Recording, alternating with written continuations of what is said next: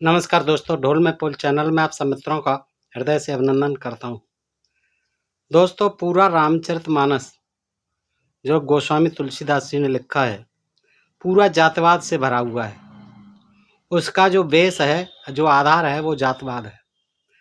और तुलसीदास ने जगह जगह, खास तौर से जो शूद्र जातियां हैं उस समय की, उन सबको नीचा दिखाया, अपमानित किया है, खुल्लम खुल्ला अपमानित किया है। लेकिन जो उसके भक्त हैं, जो अनुयायी हैं तुलसीदास के, या उसकी जात बरादरी के हैं, ब्राह्मण हैं, वो जो है उसका बड़ा समर्थन करते हैं, कट्टरता से इस जातवाद का समर्थन करते हैं। दोस्तों, आजकल भी आप देख रहे हैं कि उनके एक दूसरे भक्त हैं, या फिर दूसरे तुलसीदास जी का अवतार बताया जाता है, जिन्हें पता नहीं कौन से आचार्य हैं, वो जगत गुरु हैं। वो कहते हैं कि जो राम को नहीं मानता है वो चमार है, वो नीच है। इस तरह की बातें साधु संत करते हैं, और बड़ा अचंभा होता है कि इन लोगों का काम जो है समाज को एकता का मार्ग दिखाना, शांति का मार्ग दिखाना, प्रेम का मार्ग दिखाना। साधु संतों का ये कर्तव्य होना चाहिए, न कि समाज को तोड़ना, जातवाद, छुआछूत, ऊंच नीच, भेदभाव फैलाना। दोस्तों, बड़ा आश्चर्य होता है कि हमारे देश में धर्म ग्रंथों के आधार पर जो है आज भी इनके जो अनुयायी हैं, आज भी जो समर्थक हैं, जो अपने को कट्टर सनातनी, अपने को हिंदू कहते हैं, वो अपने ही भाइयों पर कितना जुल्म ढाते रहे हैं, और इस जातवाद के कारण उनको अपमानित करते रहे हैं। ये कोई महाराज हैं, जन्म से अंधे हैं, और कहते हैं कि ये 22 भाषाएं जानते हैं। दोस्तों, अगर उनसे पूछा जाए तो 22 भाषाएं उनके नाम भी नहीं बता पाएंगे। इतनी लंबी लंबी चेले जो है इनके फेंकते रहते हैं। 22 भाषाएं लिखी हैं, पता नहीं कितने 100 ग्रंथ लिखे हैं। जबकि जो आदमी जन्मांध है, वो जो केवल सुनी सुनाई बातें सुन के रट सकता है, और उनका ज्ञान जो है, महाराज का जो महाराज हैं, मुझे नाम ध्यान नहीं आ रहा है, तो वो जो है केवल उनका सुना सुनाया ज्ञान है। सुने हुए ज्ञान के आधार पर ही वो जगत गुरु बनते हैं, अपने को धर्माचार्य बनते हैं, पता नहीं चित्रकूट के महंत हैं, मठाधीश हैं, पता नहीं क्या है। दोस्तों, ठीक है, विद्वान होना कोई बुरी बात नहीं है। विद्वता जो है किसी की, किसी जाति की या उसकी कोई उसका एकाधिकार नहीं है। ये तो प्रकृति की देन है। सुन सुन के ही जो सूरदास लोग होते हैं वो बहुत कुछ जान जाते हैं, और उनमें एक विशेषता होती है कि वो निपुण होते हैं, क्योंकि वो एकाग्र चित्त होते हैं। लेकिन अपनी विद्वता पर गर्व करना, अपने बल पर गर्व करना, और फिर उपदेश देना कि रावण बड़ा अहंकारी था, बड़ा गर्वीला था, उसको राम ने मारा, ये कर दिया। राम भद्राचार्य जी है इनका नाम, मुझे ध्यान आया।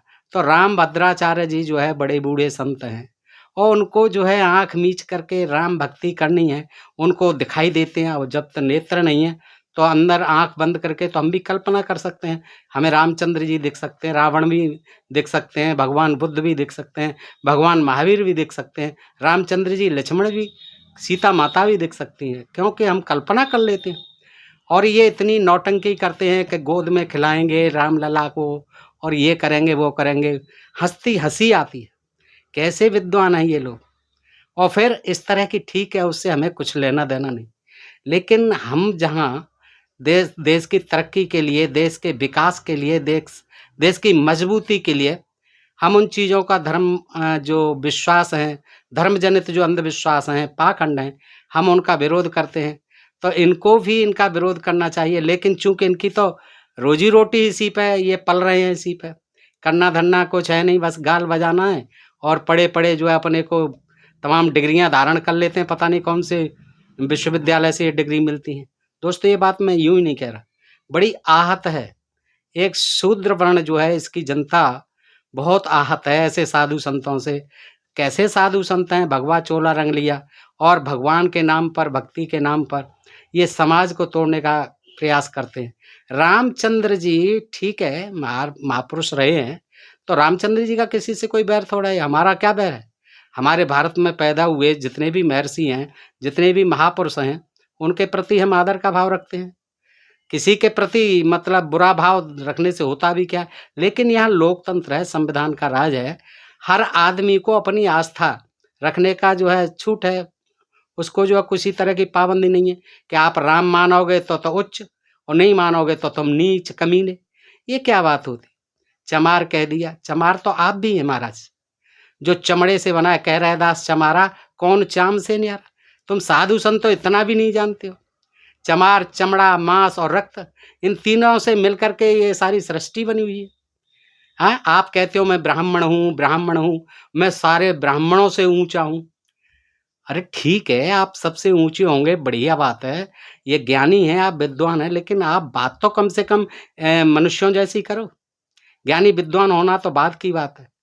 आप कैसे कहते हैं कि राम का नाम नहीं? हम भी कहते हैं कि जो हमारे भीमराव अम्बेडकर नहीं मानेगा वो नीच कमीना है, हमारे भगवान बुद्ध को नहीं मानेगा वो बहुत नीच कमीना है, जो हमारे भगवान महावीर को नहीं मानेगा, ज्योतिबा फुले पेरियार को नहीं मानेगा वो बहुत नीच कमीना है, वो हमारे कबीरदास को नहीं मानेगा वो बहुत नीच कमीना है। ये क्या बात हुई है? कोई किसी को मानो, कबीर वाले कबीर को मानेंगे, है रामानंदी राम को मानेंगे, वैष्णव विष्णु जी को मानेंगे, जैन जो है महावीर को मानेंगे, बुद्ध वाले भगवान बुद्ध को मानेंगे, और बाबा साहब के अनुयायी 85% लोग बाबा साहब को मानेंगे, पूजेंगे। तो ये थोड़ी है कि मतलब आप कह रहे हैं, ये तो मतलब इंसानियत वाली बात ही नहीं। दोस्तों, मेरा जो मकसद ये नहीं था और ना मेरा आज का विषय था, लेकिन चूंकि राम से ही संबंधित है आज का मेरा वीडियो। रावण की बात करते हैं, बड़ा घमंडी था। अरे भाई, ब्राह्मण था वो, घमंडी नहीं था, वो विद्वान था, आपके शिव जी का भक्त था बहुत बड़ा। कई बार अपने सिर जो है उसने काट काट के दे दी। आप कितने भक्ति कर सकते हो? रामचंद्र जी से आपका क्या लेना देना है? रामचंद्र जी ने उस समय की जनता के लिए अच्छे काम किए होंगे, और वो हमारे भी आदर्श हैं, हमारे भी पूज्य हैं, जितने भी महापुरुष हैं, कोई भी हो। लेकिन ये कह देना कि राम जी को नहीं मानेंगे, चमार को मानेंगे, वो चमार कहलाएंगे, नीच कहलाएंगे, हैं? चमड़ा छूने से अगर होता मनुज चमार, तो निश्चित ही मानिए है चमार संसार। चमड़ा छूने से, भाई चमड़ा छूने वालों को ही तो चर्मकार कहा गया। चमड़ा छूने से अगर होता मनुष्य यदि चमार होता है, तो फिर चमड़ा छूने से अगर होता मनुष्य चमार, तो निश्चित ही मानिए है चमार संसार। इस चमड़े से कौन, आप इसी खोल के अंदर है जो चमड़े का है, जो आप बक बक करते हैं, इस तरह की बातें, बेहूदी बातें करते हैं, बेसलेस बातें करते हैं, अतार्किक बातें करते हैं, अमानवीय बातें करते हैं, साधु संत बनते हैं, जगत गुरु बनते हैं। आप जगत गुरु क्या है? आपको चित्रकूट में ही लोग आपकी अवमानना करते हैं। तमाम जो आपको नहीं मानते, चित्रकूट में ही क्या सारे चित्रकूट के लोग आपको गुरु मानते हैं? कोई नहीं मानता। जगत गुरु के आप कंट्रियों के नाम नहीं जानते होंगे। पाकिस्तान आपको जगत गुरु मान लेगा? बताइए। लंका आपको जगत गुरु मानता है? पड़ोसी देश है हमारे, हैं? चाइना है आपको जगत गुरु मानता है? जापान आपको जगत, कौन मानता है आपको जगत गुरु? आप ऐसी बातें करेंगे, वहां चित्रकूट के ही आदमी नहीं आपको जगत गुरु मानते हैं कि ये लंबी लंबी फेंकते हैं, ऊंची ऊंची फेंकते हैं। खैर दोस्तों, मैं किसी का दिल दुखाना नहीं चाहता, ना मैं किसी का अपमान करता हूँ। सब हमारे महान पुरुष हैं, ये भी वयोवृद्ध हैं, लेकिन इनको खुद सीखना चाहिए और खुद सिखलाना चाहिए, हमको बताना चाहिए, ताकि हम में समरसता हो। तो आप रामचंद्र जी की तो कह देते हैं, उन्होंने निषाद को गले से लगाया था, उन्होंने तो नहीं कहा था कि तू नीच है, निषाद है। रामचंद्र जी ने तो नहीं कहा। सबरी के भी झूठे बेर खाए बताते हैं, मैं नहीं कहता, लेकिन रामचंद्र जी तो नहीं कहा कि तू अछूत है, तू नीच है, भीलनी है, ऐसे तो नहीं महापुरुषों ने कहे। और आप कहते हैं सरासर जब एक संविधान है, और आपको ये ज्ञान होना चाहिए कि संविधान के अंतर्गत कोई किसी को जात सूचक शब्दों से या लेखांकन द्वारा या छायांकन द्वारा, चित्रांकन द्वारा कैसे भी अगर जलील करता है, तो उसके खिलाफ जो है कानूनी कार्रवाई होती है। तो महाराज जी, आपको ये ज्ञान होना चाहिए, आपको तो समरसता का और सबको अच्छा इंसान होने का, एकता का, भाईचारे का पाठ पढ़ाना चाहिए। खैर दोस्तों, आज हम राम रावण वाले उसी पर आते हैं, टॉपिक था, मैं जो है इस तरह से वो प्रसंग था इसलिए मैं कह गया। खैर, यो जाति भावना पर तो सारा रामचरितमानस पूरा कथानक टिका हुआ है, लेकिन राम रावण युद्ध भी जात युद्ध है। देखिए, जो राम रावण के बीच में युद्ध हुआ था वो क्या था? जात युद्ध था। देखिए कैसे कि निशाचर जात के लोग अनार्य थे। कौन थे? अनार्य थे। ये मैं बार बार कहता आया हूं। यहाँ के जो मूल निवासी थे, जो आदिवासी थे, जो वो अनार्य थे, और जो यहाँ बाहर से आए हुए थे वो कौन थे? वो आर्य थे। तो निशाचर, उनको क्या कह दिया? नार्यों को राक्षस, निशाचर, दैत्य, असुर, ये नाम दे दिए गए। अब ये मैं आपको बताता हूं क्यों दे दिए गए। कि निशाचर जाति के लोग अनार्य थे, जो आर्यों की अधीनता स्वीकार नहीं करना चाहते थे। फलस्वरूप तनातनी बनी रहती थी। वो नहीं मानते थे उस समय के यहाँ के आदिवासी मूल निवासी। क्यों माने भाई, आप बाहर से आए हुए हो हैं, आपके कानूनों को, आपके विधि विधानों को हम क्यों माने? नहीं मानते थे। तो वो क्या करते थे कि फलस्वरूप तनातनी बनी रहेगी, वो तो स्वाभाविक है। लड़ाइयाँ भी होती ही रहती थी, दैत्यों में, असुरों में, देवताओं में। ये सब जो इंद्र इनका देवता था, ऋग्वेद आदि वेदों में सब में आई हैं। ये सारे युद्ध भरे पड़े हैं आर्यों के और अनार्यों के, देवताओं के और असुरों के। तो लड़ाइयाँ भी होती रहती थी और छिटपुट वारदातें भी। मगर आर्यों के पक्षधर कवियों ने अनार्यों को अछूत, ये जितने लिखे कवियों ने, महाग्रंथ जो है, आर्यों को क्या कह दिया? अनार्यों को अछूत, नीच, दानव, राक्षस आदि नामों से पुकारना शुरू कर दिया था। देखिए सारी संज्ञाएं दे दी गई, सारे जो है बना दिए गए। अछूत, नीच, दानव, राक्षस आदि नामों से पुकारना शुरू कर दिया था। जैसे इन बाबा ने कह दिया नीच राक्षस, वरना राक्षस भी मनुष्य ही थे, कोई गैर नहीं थे, कोई दूसरी नस्ल के नहीं थे, वरना राक्षस भी मनुष्य ही थे। मानव से परे कोई अलग नस्ल नहीं थी। जिस प्रकार कुरान में विश्वास न करने वालों को क्या कह दिया जाता है? काफिर, काफिर कह दिया जाता है। ठीक उसी प्रकार आर्य सभ्यता और वेदों की प्रभुता स्वीकार न करने वालों को आर्यों ने क्या कहा? दानव या राक्षस। ठीक है भाई, तुम नहीं मानते हो हमारी बातों को, तुम नहीं मानते हो हमारे वेद विधानों को, हमारे धार्मिक कर्म कांडों को, तो ठीक है, तुम नीच हो, अछूत हो, राक्षस हो, दैत्य हो, असुर हो, ये कहना शुरू कर दिया। आर्य शासकों ने उत्तर भारत पर हुकूमत जमा लेने के बाद अपने प्रचारक ऋषि मुनि कहाँ भेजे? दक्षिण में। जब यहाँ उत्तर भारत में अपना अधिकार जमा लिया आर्यों ने, तो इन्होंने अपने प्रचारक कहाँ भेजे? दक्षिण भारत में। और दक्षिण भारत में प्रचार करने के लिए भेजना शुरू किया तो दक्षिण भारतीय जातियां उस प्रचार का विरोध करने लगी थीं। वो नहीं मानती थीं। ज्यादातर द्रविड़ थे वहाँ के मूल निवासी, इनको द्रविड़ कहा जाता था, तो विरोध करने लगे। इसी विरोध के परिणाम स्वरूप, और आज भी विरोध होता है दक्षिण भारत में, इसी विरोध के परिणाम स्वरूप कई बार प्रचारक लोग मुठभेड़ों में मारे भी जाते थे। ऐसी ही किसी मुठभेड़ में मारे गए आर्यों के अस्थिपंजर जो प्रचारक थे वहां मारे गए बहुत ज्यादा दक्षिण भारत में। तो अस्थिपंजर वन में पड़े देखकर राम ने मुनियों से पूछा होगा कि प्रसंग अरण्यकांड का है। ऋषियों ने पूछा, राम ने पूछा ऋषियों से, तमाम हड्डियों के ढेर लगे हुए थे दक्षिण भारत में, इन्हीं प्रचारकों के मार मार के जो है ढेर लगा दिए थे। तो रामचंद्र जी पूछते हैं मुनियों से, क्या पुण्य रघुनाथ चले बन आगे, मुनिबर वृंद विपुल संग लागे। मुनिवर का झुंड जो है साथ चल रहा है, रघुनाथ जी आगे चलते हैं वन में। अस्थ समूह देख रघुराया, अस्थियों का समूह ढेर देख करके रघुनाथ जी ने देखा तो कहा, पूछा कभी मुनियों से, पूछी मुनिन लाग अति दाया, करुण स्वर में जो है उनसे पूछा। पूछे जाने पर मुनियों ने कहा, पूछा कि महाराज ये क्या है, ये बताइए, ये तमाम अस्थिपंजर ढेर लगा हुआ है, ये कहाँ से आए? तो मुनि कहते हैं, स्वामी आप तो सर्वदर्शी और अंतर्यामी हैं, जानते हुए भी हमसे कैसे पूछ रहे हैं? राक्षसों के दलों ने यही अनार्य आदिवासी मूल निवासी जो दक्षिण में रहते थे, राक्षसों के दलों ने हमारे सब मुनियों को मार डाला, यानी आर्य मुनियों को मार डाला। यह सुनते ही राम की आंखों में पानी उतर आया और अपनी जात के प्रचारकों की अनार्यों द्वारा यह दुर्गति हुई देखकर जाति अपमान का बदला लेने की भावना जोर मार उठी। जाति यानी आर्य और अनार्य जात, अपनी जाति का अपमान का बदला लेने की भावना रामचंद्र जी में इतना सुनते ही जाग उठी। जानत हूं पूछिए कस स्वामी, समदर्शी तुम अंतर्यामी, निश्चर निकर सकल मुनि खाए, सुन रघुवीर नयन जल छाए। नयन में आंखों में आंसू आ गए रामचंद्र जी। फिर इसी जाति अपमान का, आर्य और अनार्य जाति का, फिर इसी जाति अपमान का बदला लेने के जो समय राम ने भुजा उठाकर प्रण किया कि मैं पृथ्वी को निशाचरों से रहित कर दूंगा। निश्चरहीन करहूं मैं, भुज उठाए प्रण कीन।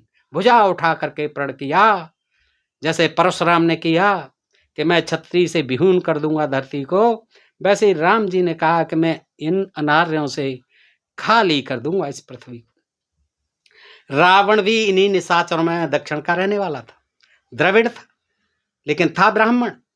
रावण भी इन्हीं निशाचरों में से था और अनार्यों का एक शक्तिशाली राजा था। वह मानव था, मानव के अलावा और किसी नस्ल का नहीं था। इस बात का प्रमाण भी स्वयं तुलसीदास के रामचरितमानस से ही दिया जा सकता है। पहला प्रमाण तो रावण द्वारा सीता स्वयंवर में भाग लेना ही है। मनुष्यों को ही तो स्वयंवर का न्योता दिया गया होगा। मनुष्य होंगे, रावण जो है मनुष्य ही माना गया, मनुष्य ही था, इसीलिए तो जानकी स्वयंवर का निमंत्रण दिया गया था। इसके अलावा एक और बड़ी बात यह है कि तुलसी ने खुद कहा कि रावण उत्तम कुल का है। रावण किसका? उत्तम कुल, उत्तम ब्राह्मण कुल का है, ऋषि पुलस्त्य का पौत्र है, ऋषि पुलस्त्य का पौत्र है। और वह कहते हैं उत्तम कुल पुलस्त कर नाती। क्या है? ब्राह्मण है, उत्तम कुल का ब्राह्मण है और ऋषि पुलस्त का नाती है रावण। अब सवाल यह है कि जब उसके पितामह को तो उत्तम कहा गया है, सोचिए दोस्त, यानी दादाजी जो हैं वो क्या हुए? पितामह। पितामह क्या हुए? उत्तम, श्रेष्ठ कुल के, और उनके साथ ऋषि शब्द भी लगाया गया है। तो फिर उन्हीं ऋषि पुलस्त्य का वंशज राक्षस या दानव कैसे हो सकता है? सोचिए, ब्राह्मण का एक पुत्र या पुत्र का पुत्र कैसे राक्षस हो सकता है, जो कि उत्तम कुल का ब्राह्मण है? तो वंशज राक्षस या दानव क्यों करोगे? सीधी बात है, समझने योग्य बात है कि पुलस्त्य ने आर्यों की अधीनता स्वीकार कर ली थी। पुलस्त्य ने हथियार डाल दिए थे, आर्यों की अधीनता स्वीकार कर ली थी, इसलिए उसे उत्तम और ऋषि की उपाधि दे दी गई। जब कि रावण ने रघुवंश के अधीन होना स्वीकार नहीं किया था, इसलिए उसे राक्षस या दानव कहकर गालियां दी गई। उसने अधीनता स्वीकार नहीं की, भाई मैं नहीं मानता, आपकी कोई कंडीशन नहीं मानता, मैं स्वयं राजा हूं। तो उसको क्या कह दिया गया? असुर, राक्षस और दानव कह करके क्या दिया? उसे बना दिया, गालियां दी गई और दानव बना दिया, राक्षस बना दिया, असुर बना दिया। हनुमान जब राम का दूत बनकर लंका में जाता है तो रावण से यही बात कहता भी है, तुम राम के चरण कमल को हृदय में धारण कर लो, अर्थात उनकी अधीनता स्वीकार कर लो। रावण जी दूत बन करके गए थे हनुमान जी, तब कहते हैं स्वीकार कर लो राम जी की दास्ता और मजे करो, लंका का अचल राज्य करो। ऋषि पुलस्त्य का यश यानी तुम्हारे पितामह का यश चंद्रमा के समान है, उस चंद्रमा में तुम कलंक मत बनो। अर्थात जिस प्रकार पुलस्त्य ने आर्यों की दृष्टि में यश अर्जित किया है, उसी प्रकार तुम भी करो। जिस चौपाई का यह भावार्थ है वह इस प्रकार है, राम चरण पंकज और धरहु, यानी राम के चरण पंकज को हे रावण आप अपने हृदय में धारिए कि राम चरण पंकज और धरहु, लंका अचल राज तुम करहु। ऋषि पुलस्त्य जस बिमल, जैसे बिमल मयंका, ऋषि पुलस्त्य का जैसे बिमल मयंका, ते सस महु जन हो कलंका। इसका अर्थ पहले ही बता दिया। इससे स्पष्ट होता है कि आर्य जाति से राम का अभिप्राय केवल यही था कि किसी तरह लंका का अनार्य राजा अधीनता यानी रावण स्वीकार कर ले अधीनता, फिर चाहे अधीन होने के बाद वह लंका पर अचल राज्य करता रहे, मुझे कोई दिक्कत नहीं है। रावण बलवान राजा था, उसकी प्रजा हर दृष्टि से संतुष्ट और समृद्ध थी। आर्यों में सर्वाधिक धनाढ्य कौन था? कुबेर, उसका बड़ा भाई आर्य था। वो उसने भी दास्ता स्वीकार कर ली थी। तो कुबेर किसने? कुबेर ने। आर्यों में सर्वाधिक धनाढ्य कौन था? कुबेर, कहते धन कुबेर। उनका जो है मुनीम था, अकाउंटेंट था, देवताओं का स्वामी था, कोष का। तो कुबेर तक को रावण नीचा दिखा चुका था और कुबेर का पुष्पक विमान तक जीत कर ले गया था, छुड़ा लिया था। पुष्पक विमान जिसको कहते हैं। लंका में उसकी प्रजा कितनी सुखी थी वह तो इसी बात से प्रकट होता है कि उसे सोने की नगरी कहा जाता था, तभी तो कहते हैं सोने की लंका। वहां कोई गरीब नहीं था। इस तथ्य को खुद तुलसीदास ने भी स्वीकार किया है कि योग्यता के अनुसार घरों को बांटकर रावण ने सब राक्षसों को सुखी किया। जे ही जस जोग बांट ग्रह दीने, जिस योग्य जो काबिल था, जो योग्य था, उसको वैसे ही उसने घर बांट रखे थे। देखिए, सुखी सकल रजनीचर कीने, सारे रजनीचर यानी राक्षस सुखी बना रखे थे। लंका पर आर्य राजाओं की ललचाई नजर का कारण वहां की समृद्धि ही थी। तुलसी ने लंका का ब्यौरा देते हुए उसे स्वर्गलोक की अमरावतीपुरी यानी इंद्र की नगरी और नागकुल की भोगावतीपुरी से भी अधिक सुंदर और बाकी नगरी बताया है तुलसीदास ने। भोगावत जस अहकुल वासा, अमरावत जस शक्र निवासा, तेनते अधिक रम्य अति बंका, जग विख्यात नाम ते ही लंका। यही लंका पहले आर्यों ने अनार्यों पर हमला करके जीत ली थी और कुबेर वहां राजा बन बैठा था।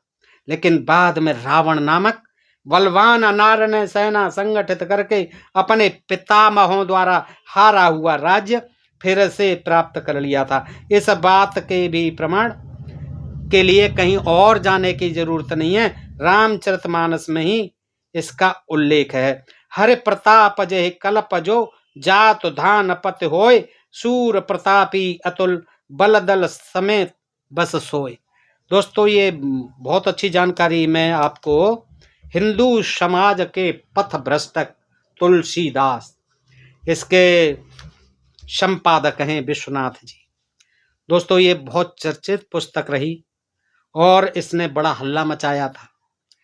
इसके जो समर्थक थे जातिवाद के और ये तमाम बातों के, तुलसीदासी, उनको खूब इन्होंने जो अध्ययन करके सारे प्रमाणों सहित उनको जातवादी घोषित कर दिया था। तो भगवान की प्रेरणा से जिस कल्प में जो राक्षसों का राजा होता है वही सूरवीर प्रतापी अतुल बलवान अपनी सेना सहित उस पुरी में बसता है। रहे तहां निश्चर भट्ट भारे, ते सब सुरन समर संघारे, अब तहां रहे शक्र के प्रेरे, रक्षक कोट जच्छपत के रे। पहले वहां बड़े बड़े लंका में वहां बड़े बड़े योद्धा निशाचर लोग रहते थे। देवताओं यानी आर्य जाति के लोगों ने जब उन सबको युद्ध में मार डाला तब इंद्र की प्रेरणा से वहां कुबेर के 1 करोड़ रक्षक रहते थे। के दशमुख कतहु खबर यस पाई, दशमुख ने कहीं से ऐसी खबर पाई कि सेन साज गढ़ घेर सी आई, मेरे गढ़ को घेर लिया साज समेत सेना समेत। देख बिकट भट्ट बड़ कटक आई, और जच्छ जीव ले गए पराई। रावण को खबर मिली तो उसने सेना सजाकर किले को जा घेरा, लंका को। उस बड़े बिकट योद्धा और उसकी बड़ी सेना को देखकर यक्ष लोग अपने प्राण बचाकर 1 करोड़ यक्षों की सेना सब भाग गई। इस प्रकार रामचरितमानस से ही, अलग से नहीं, प्रमाणित होता है कि रावण ने आर्यों द्वारा हथिया ली गई लंका नगरी को जीतकर वहां अपनी राजधानी स्थापित की। दरअसल इसी बात की जलन आर्यों को थी जिसे उतारने के लिए राम ने लंका पर चढ़ाई की और बहाना बना लिया सीता हरण का। यों सच है कि सीता हरण होने के लिए भी राम खुद ही जिम्मेदार हैं। रावण की बहन का अकारण अपमान करना और उसके नाक कान काट लेना ही तो सीता हरण का तात्कालिक कारण बना, वरना एक औरत को प्रणय निवेदन करने पर, सुपर्णखा ने प्रणय निवेदन ही तो किया था, मेरे साथ शादी कर लीजिए, आप बहुत सुंदर हैं, तो वरना एक औरत को, अब पहले से ही उनको निमंत्रण दे दिया रावण को कि आ बैल मुझे मार, क्या जरूरत थी? 3 आदमी थे, एक औरत आ रही है और आपसे आप पर मोहित हो रही है, कह रही है भई आप बहुत सुंदर हैं, मुझसे शादी कर लो। ठीक है, उसे समझा देते कि भई हमारी शादी हो चुकी है। अब ये कहाँ का है कि भई नाक कान काट लिया, अंग भंग कर दिया। अब किसी की बहन के कोई नाक कान काट ले दोस्तों आज के दौर में, तो बताइए वो क्या करेगा? और उस नाक कान काटने वाले को पूजा करेगा भगवान मान के? बताइए, आप खुद सोचिए। अगर हमारी बहन बेटी का कोई ऐसा कर दे तो हम उसके साथ क्या बर्ताव करेंगे? भगवान बताएंगे उसे, पूजा पाठ करेंगे। रावण ने फिर भी बड़ा विवेकशील काम किया, वो स्त्रियों का बहुत जो सम्मान करता था, ले गया, लेकिन अशोक वाटिका में ठहरा दिया गया, ऐसा उल्लेख मिलता। रावण ने कोई जोर जबरदस्ती नहीं की सीता के साथ, ना अंग भंग किया। वो चाहता तो कर सकता था, वहीं बदला ले सकता था।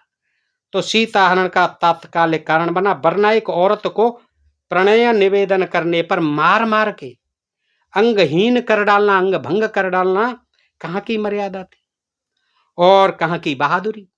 राम तो रावण के साथ लड़ाई करने का बहाना चाहते थे। ये संघर्ष जो था आर्य और अनार्यों का था, सो बहाना इस तरह खुद पैदा कर लिया, आ बैल मुझे मार। ये रावण की बहन है, चलो इसी से रावण से पंगा लेते। इस प्रकार राव रावण युद्ध सीधे तौर पर आपने देखा दोस्तों, ये सिद्ध हो जाता है कि सीधे तौर पर जो राव रावण युद्ध था, या फिर तमाम जो है अनार्य हमारे हुए राक्षस, ये हिरणाकश्यप हुए, हिरणाक्ष हुए और वाली आदि हुए, इन सबको उनको जो है इस तरह से धोखे से मारा इन्होंने और सब कुछ किया। तो इसी तरह बाली को मारा धोखे से छिप करके, जबकि सुग्रीव को अपना मित्र बना लिया और उसको राक्षस घोषित कर दिया बाली को। तो इस प्रकार इन्होंने किया। तो सीधे तौर पर ये क्या झगड़े थे? ये आर्यों के और अनार्यों के थे। इंद्र ने वृत्रासुर को मारा, उसको मारा, इसको मारा, सम्भ्रासुर को मारा, ये वेदों में वर्णित है। तो ये शुरू से ही जो है आर्यों का और अनार्यों का, कह लीजिए देवताओं का या असुरों का, राक्षसों का, दैत्यों का झगड़ा कह लीजिए, लेकिन ये सब जातवाद का ही झगड़ा था और सीधे तौर पर आर्य और अनार्यों का झगड़ा था। अनार्य जातियों के बीच हुए युद्ध का प्रतीक था। रावण की राक्षस के रूप में कल्पना करके कवि ने, तुलसीदास ने जनसाधारण के अंधविश्वास को ही बढ़ावा दिया है। और इस तरह से रामचरितमानस जो है जातवादी काव्य है और तुलसीदास ने जानबूझ करके तमाम जातियों का इसमें उल्लेख किया है, अपमानित किया है और रावण को भी, जो ब्राह्मण था, उसको भी किस तरह से राक्षस घोषित कर दिया, क्योंकि वो आर्यों की परंपरा को, आर्यों के विधि विधानों को नहीं मानता है। जब उसके पितामह पुलस्त ने जो उनके आगे सरेंडर कर दिया था, तो उसको उत्तम कुल का ब्राह्मण और ऋषि घोषित कर दिया था। तो दोस्तों आज के प्रसंग से मैं समझता हूँ कि इस प्रकार की जानकारी आपको पहले कभी नहीं मिली होगी, आज मिली है दोस्तों। तो आप जो है इसको ज़्यादा से ज़्यादा मित्रों में शेयर करें, अपने प्रिय चैनल ढोल में पोल को सब्सक्राइब करते रहें। फिर मिलते हैं ऐसे ही किसी प्रसंग के साथ अगले वीडियो में। तब तक आप लोग मस्त रहें, स्वस्थ रहें दोस्तों। आपका विशेष आभार, नमस्कार, जय भारत, जय इंडिया दोस्तों।